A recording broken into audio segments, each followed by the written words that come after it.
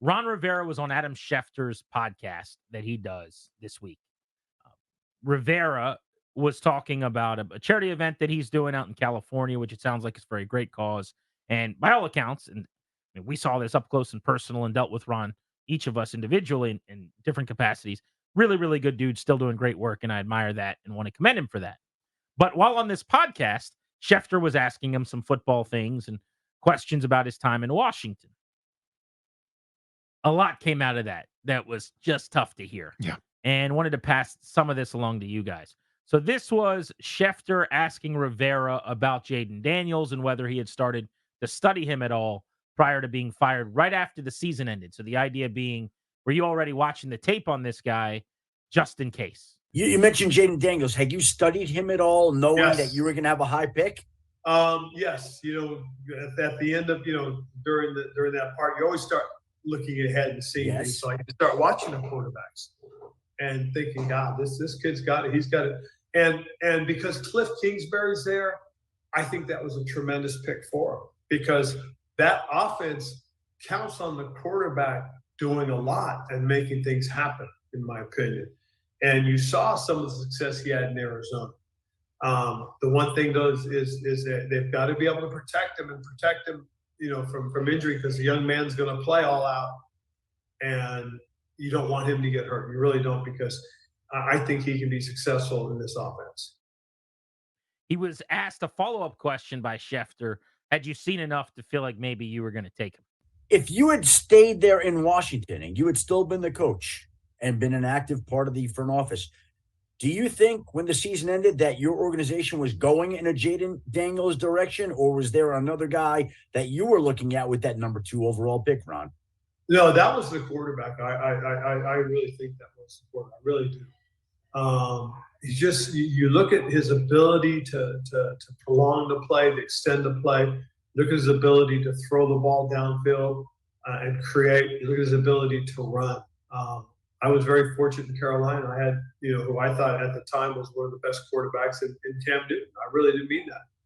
And I think that at that time and moment, when you got that guy, you've got to make as much hay as you can. And unfortunately, we got to the Super Bowl, but we didn't get a chance to get back. And that's unfortunate, because, when you have that special guy, and Cam really was special for us, you've got to do the best you can.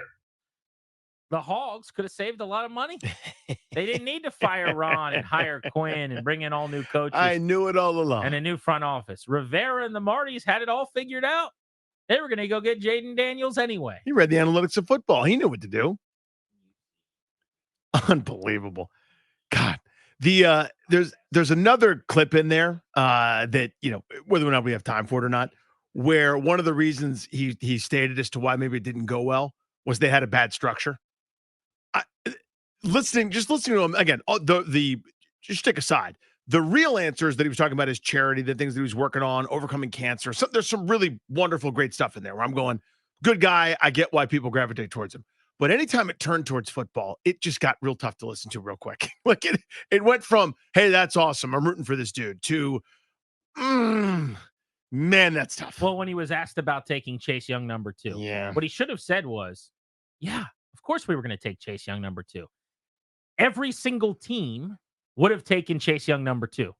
We had a quarterback that was drafted in the first round the previous season that our owner still wanted to see and thought was good. And oh, by the way, he was this can't-miss generational talent that everybody thought was going to be a defensive player of the year type. And he had a really good rookie year and was the D-Roy. And then he got hurt, but he didn't say that. He talked about how, because it was the COVID year, they weren't able to do some of the same lead up to the draft that they normally do. Yep. And so that was basically made it hard for them, and maybe they would have been able to evaluate their team better. I don't know what that really meant. Yeah, like there was no mini camp before the draft. So we couldn't possibly have figured out who was on the team. The only thing I took out of that maybe was he was saying, if we were allowed to have the guys on the field throughout the offseason like normal, maybe we could have come to the realization sooner that Dwayne Haskins was not it. And then maybe we could have been able to convince, now he didn't say this, it's just me putting words in his mouth. Maybe we could have then convinced Dan Snyder pretty quickly, hey, this is not going to work. We got to go with the quarterback while we're picking 2, which seems like common sense that if you don't have a good quarterback and you're picking number 2, you have to take a quarterback. But at the time, the logic was, for a lot of people, Dwayne Haskins needs a chance. Dwayne Haskins hasn't had his opportunity yet. Dwayne Haskins might be good. Not that these other guys might actually be better, and that's all that matters. But here was a quote, Danny. Schefter asked him, so if you took a quarterback, who would you have taken? You won't believe who they were thinking about taking. Who was his favorite guy at the time? Justin Herbert. What? Yeah. It was? I think we felt pretty good about Justin Herbert as someone we liked looking at. I don't believe you. Rivera said during his appearance at the Adam Schefter podcast. Hindsight is easy because it is an opportunity to look back and say, we could have done that. That is the nature of hindsight, yes. And we really could have. But who knows? But who could say? Who knows? They liked Herbert, but they had to stick with the incumbent because of that mean owner. Or something. Or something. Yeah, who knows? God, it just the explanation of the minicamp part again is what I can't get over. Because it's not like they were robbed of minicamp and everyone else got it. Do you know what I mean? It wasn't like, well, they could do it in Philadelphia, but we didn't get the chance to have a minicamp. They could have done it in Green Bay, but we didn't get a chance to. No, everybody got shut down. Everyone's on the same playing field.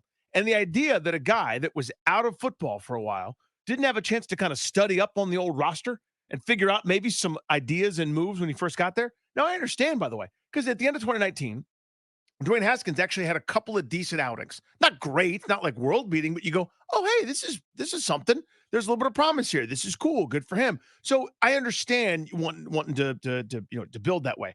But the idea that we couldn't have identified anything because we didn't get 2 practices in March is, oh my God. Here's some of the audio on that, again, from Schefter's podcast with Ron Rivera. Let me go back to 2020 for a moment, because the Commanders had the 2nd overall pick, and you mentioned the team would work on all the quarterbacks at that time, including Justin Herbert, Tua Tagovailoa. COVID happens. You wind up taking the safe pick, Chase Young, at number 2. How do you look back at that draft and that selection at that time? Well, the hard part is we didn't have we didn't have the benefit of having the extra mini camp, the one that you could have had before training camp, to see exactly what we had and who we had. We didn't have an opportunity to really work on those things and see where we really truly stood. And so because of that, knowing what we knew, and who we had, we decided to go with Chase. We really believe that Chase could make an impact, and he did. And the unfortunate part was he had suffered the knee injury a year later. That's the part I would just double down on. If you're looking for an excuse, there is, hey, everyone would have taken that guy. He was a can't miss player. Every analyst, every team was screaming we were going to take Chase Young. We just kind of did the consensus thing, and he ended up getting hurt. This was the Herbert part that we referenced. Which of those quarterbacks, if you could go back on it, did you like at that time? Do you remember that? I think we felt pretty good about Justin Herbert. Was somebody that we liked looking at. And hindsight is easy because it is an opportunity to look back and say, we could have done that. We really could have. But who knows? I mean, there's some guys that really stepped up and became guys. You ever spend time thinking about what would have happened if you had taken Herbert there in 2020? No. To be honest, no. I really haven't. The hard part is, more so than anything else, is the season before they took a quarterback in the first round. Yeah. And unfortunately that didn't materialize. We got him more so than anything else there. Yeah. A Herbert who in 4 years has thrown for 4,300 yards and 31 touchdowns. 5,000 yards and 38 touchdowns. 4,700 yards and 25 touchdowns. And then had the down year as his coach got fired and he only played 13 games last year. 3,100 yards, 20 touchdowns, 7 picks is the guy they liked at quarterback.